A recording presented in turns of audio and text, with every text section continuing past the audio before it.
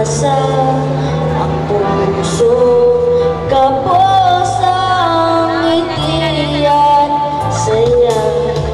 Sana sa bawat Pasko pagbibigayan ang nasa puso ng tao, pagkat ang tanging daan ay pagmamahal sa kapwa o kahit pa sa kaninong man.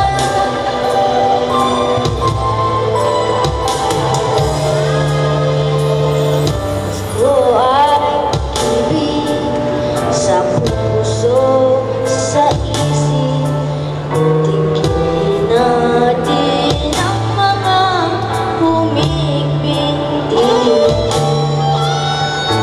Ito ay payapa kung mayroong pag-ibig, iniwan sarili ang tanging nais.